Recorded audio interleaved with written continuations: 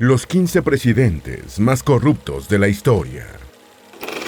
La corrupción parece un mal endémico en muchas partes del planeta, y a menudo va ligada con la dictadura, la violación de los derechos humanos y los asesinatos por motivos políticos. Las democracias son insultadas a diario por las libertades que ofrecen para robar, pero la corrupción es mayor y más sostenida en el tiempo en las dictaduras, sencillamente porque estos regímenes carecen de contrapesos y sus administradores gozan de total impunidad para apropiarse del dinero y los recursos públicos. A pesar de que la corrupción gubernamental es un fenómeno ampliamente extendido en Latinoamérica y África, estas dos regiones no tienen la exclusividad y también podemos encontrar ejemplos de mandatarios corruptos en Estados Unidos y Europa.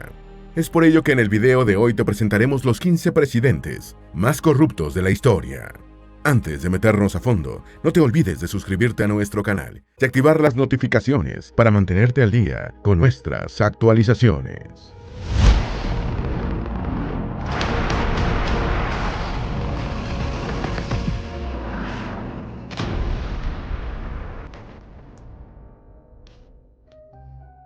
Número 1.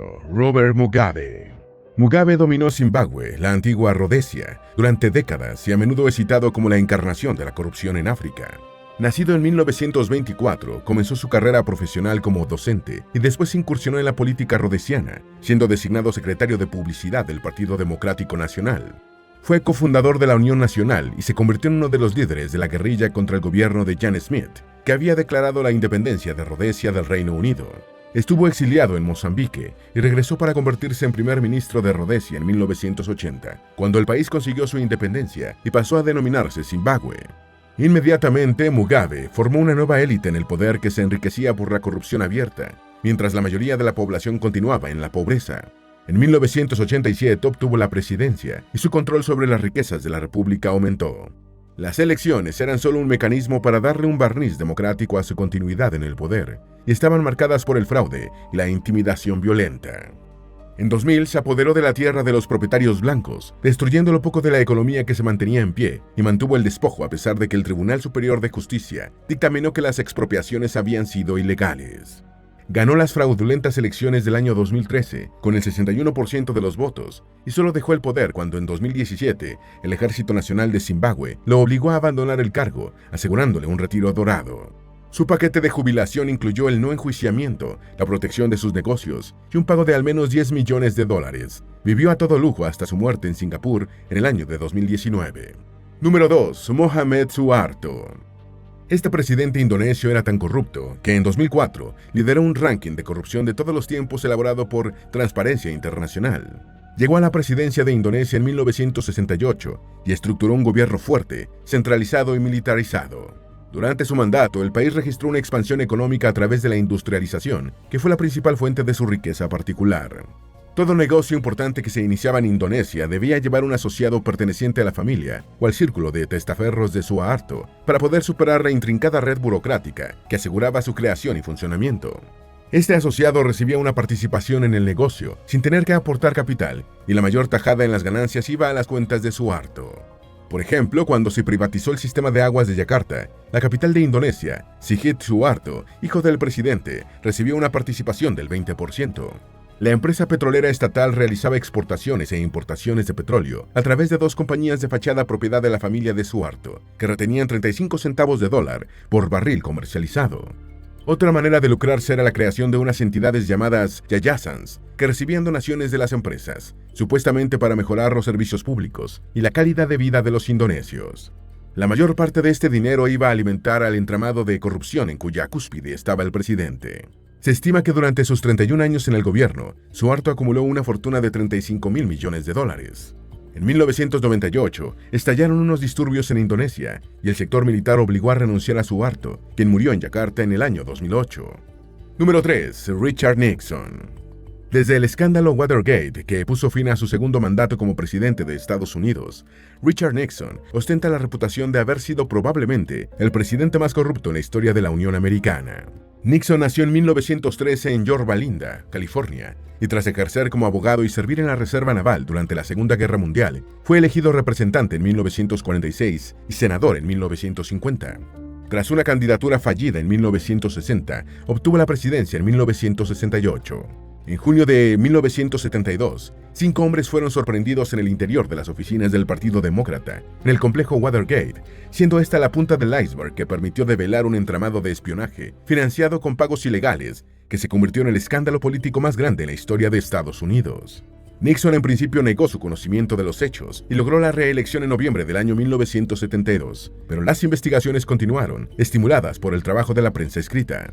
Las investigaciones periodísticas fueron encabezadas por el diario The Washington Post, que contó con un informante anónimo apodado Garganta Profunda, que después se reveló que era el director asociado del FBI, Mark Felt.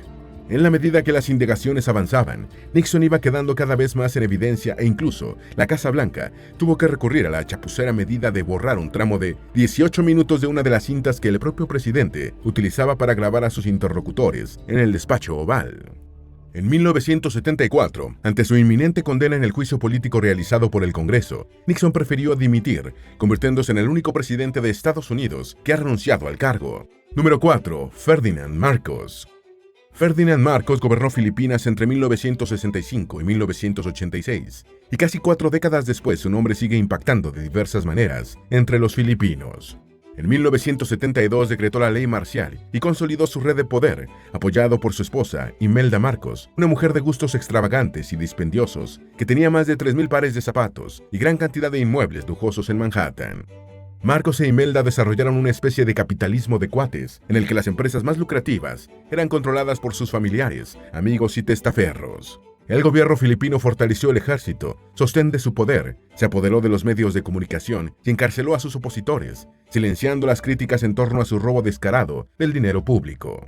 En 1983, el opositor Benigno Aquino fue asesinado al llegar al país tras su regreso del exilio, y la comunidad internacional empezó a prestar más atención a los abusos en Filipinas.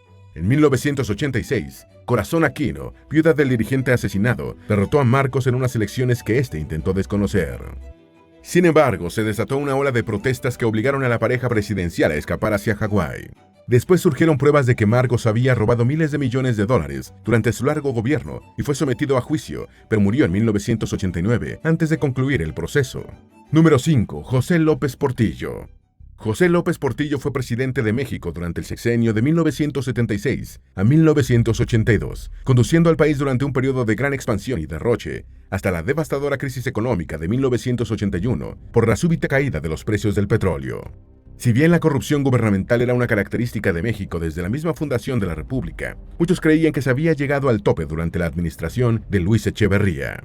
Sin embargo, López Portillo superó a su predecesor gracias a la enorme cantidad de dinero que obtuvo México durante el auge petrolero que colapsó en 1981. Los ejes del gobierno López Portillista fueron la corrupción, el despilfarro y la frivolidad, y después de su administración, México abandonó el nacionalismo económico como hilo conductor de su política para adoptar estrategias más liberales. Sus descendientes, hermanas, cuñados, primos y amantes fueron grandes beneficiarios del poder, incluyendo a su hijo José Ramón, al que llamó sin rubor el orgullo de mi nepotismo. Bajo su gobierno, su compinche Arturo, el Negro Durazo, se convirtió en uno de los personajes más siniestros que ha pasado por Ciudad de México, como todopoderoso jefe de policía.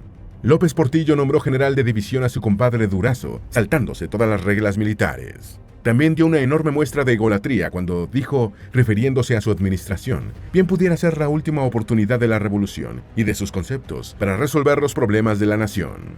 Número 6. Nicolas Fouquet. Nicolas Fouquet no fue presidente, pero manejó las finanzas de Francia como si lo hubiese sido, cuando se desempeñó como el todopoderoso superintendente de finanzas del rey Luis XIV. El abogado educado por los jesuitas, que obtuvo títulos nobiliarios de vizconde y marqués, formó una trama de control de la economía francesa como procurador general del Parlamento y superintendente de finanzas, cargos que ocupó simultáneamente entre 1653 y 1661. Fouquet fue el gran beneficiario de un periodo de enorme desorden en las finanzas públicas francesas, en el que el fraude era moneda corriente y se entregaban generosas cantidades y favores a los financistas del gobierno, lo que el superintendente aprovechó para convertirse en uno de los hombres más ricos de Francia. El primer ministro era Mazarino, quien a menudo parecía un suplicante ante Fouquet y no podía hacer nada contra el poderoso funcionario porque también estaba involucrado en la trama de corrupción. Llegó un momento en el que el rey ya no estuvo dispuesto a seguir consintiendo los gastos extravagantes de Fouquet, quien había comprado el puerto de Belle-Île-en-Mer para refugiarse en caso de necesidad y tenía un gran castillo en Embao-le-Comité. En 1661, Luis XIV ordenó a D'Artagnan, el capitán de su guardia, que arrestara a Fouquet, quien fue sometido a juicio y condenado al destierro perpetuo en Epingerol, plaza fuerte francesa en los Alpes. Oficialmente Fouquet murió en Epingerol en 1680, pero su certificado de defunción nunca fue encontrado. Su amigo Jean Hérault de Gourbiel escribió en sus memorias que fue envenenado. Número 7. Fidel Castro. Durante toda su vida, Fidel Castro denunció la riqueza, la ostentación y el lujo en las sociedades capitalistas. Pero si hemos de creer a uno de sus guardaespaldas, nunca se privó de ellas durante su largo periodo como líder máximo de Cuba. Juan Reinaldo Sánchez afirmó haber conocido al verdadero Fidel Castro, del que fue un cercano agente de seguridad, tal como le demuestran las fotos en las que aparece sonriente o relajado al lado del dirigente comunista. Según Sánchez, autor del libro La vida oculta de Fidel Castro, publicado en 2014 después de escapar de Cuba en 2008, el jefe del gobierno cubano tenía más de 20 residencias, un coto de casa y una isla privada al sur de Bahía de Cochinos, con un restaurante flotante. No muchas personas en el mundo pueden decir que tienen una marina privada con 4 yates, un bote de pesca y más de 100 hombres que cuidan esas propiedades, dijo Sánchez. Al contrario de lo que siempre ha dicho, Fidel nunca ha renunciado a las comodidades capitalistas o escogido vivir en la austeridad. Su modo de vida es el de un capitalista sin ningún tipo de límite, añadió el antiguo guardaespaldas en su libro. A pesar de que el salario oficial de Castro era de $36 al mes, en 2006 Forbes lo incluyó en el top 10 de los reyes, reinas y dictadores más ricos del mundo. Número 8. Rafael Leónidas Trujillo. El general Rafael Leónidas Trujillo fue el hombre fuerte de República Dominicana durante 3 décadas, convirtiendo el país en su hacienda particular. Apodado Chapita por el pueblo dominicano debido a la gran cantidad de condecoraciones que le gustaba lucir en el uniforme, Trujillo gobernó a la nación que comparte la isla La Española con Haití entre 1930 y 1961, incluyendo los periodos de algunos títeres a los que cedía el gobierno.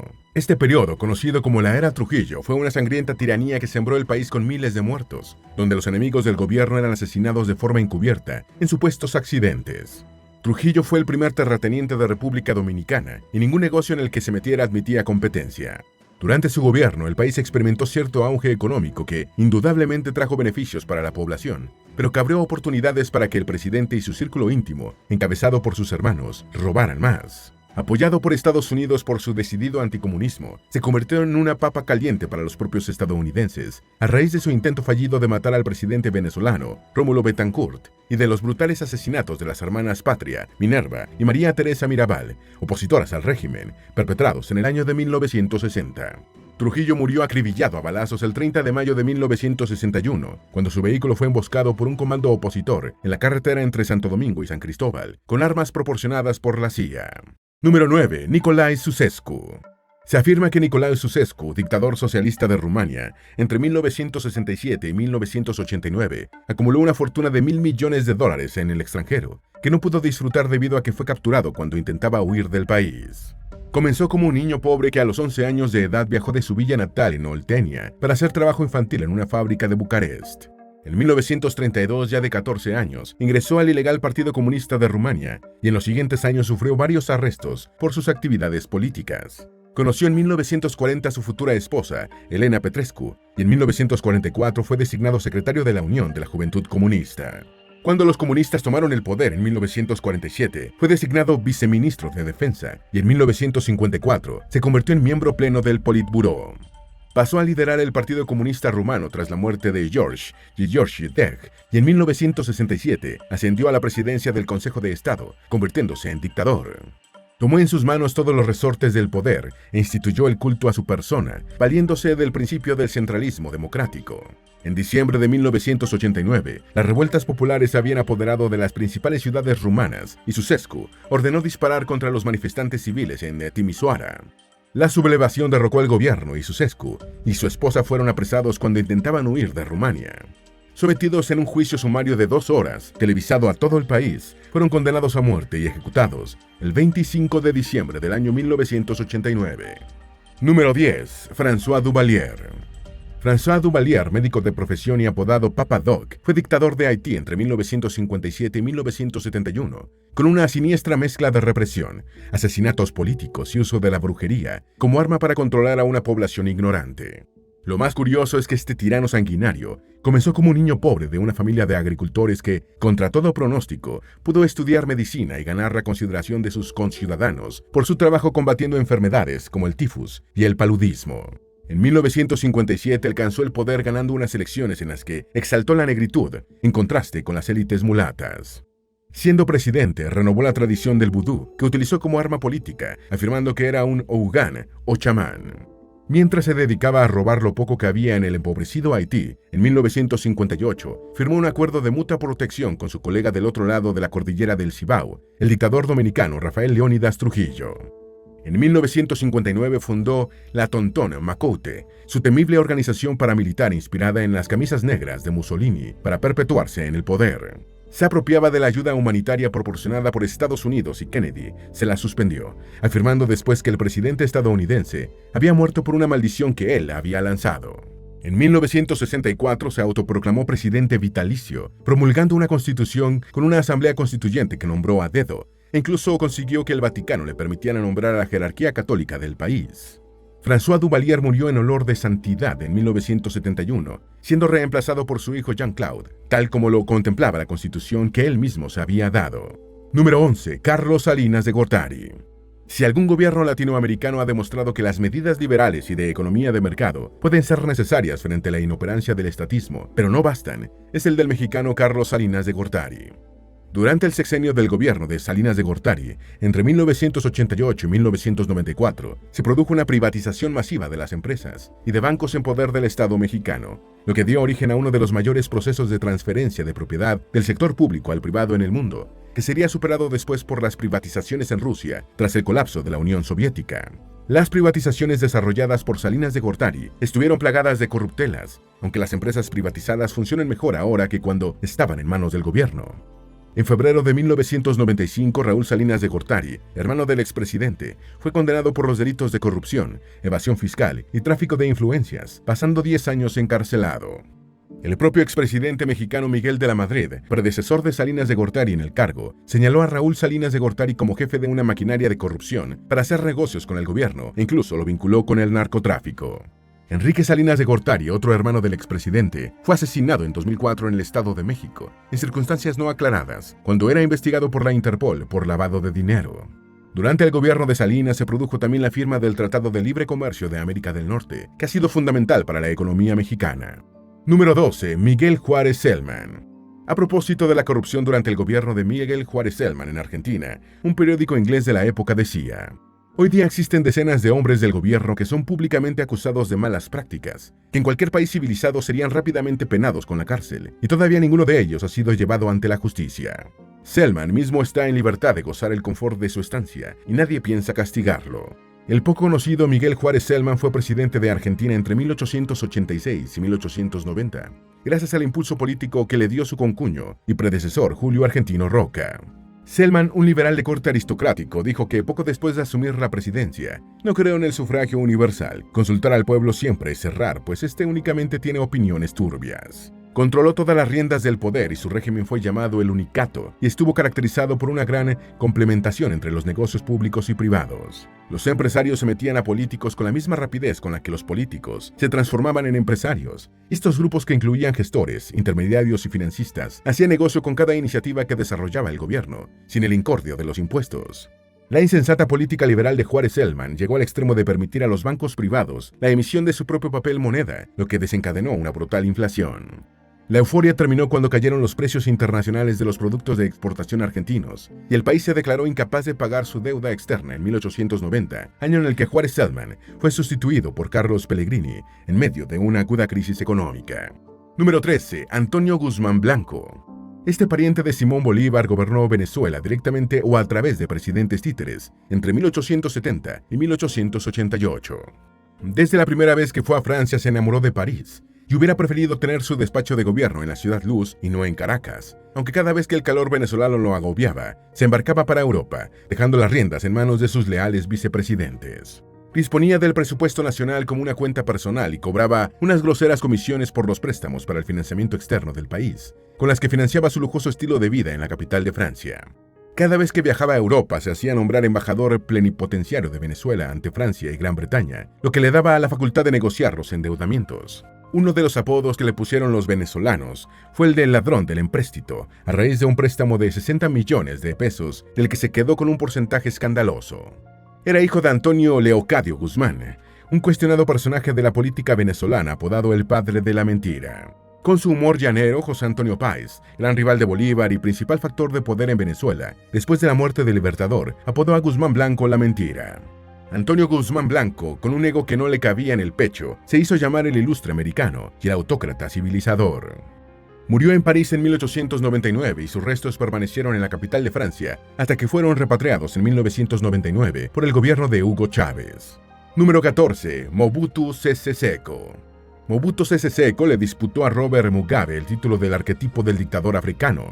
Fue presidente de facto de la República Democrática del Congo entre 1965 y 1971 y extendió su poder de 1971 a 1997, cuando el país pasó a llamarse Zaire. Con una figura imponente, pintaba como un mal tipo desde el patio de recreo de la escuela, pero también destacó como estudiante y atleta, ya que corría 2 maratones al día, uno para asistir a clases y otro para retornar a casa.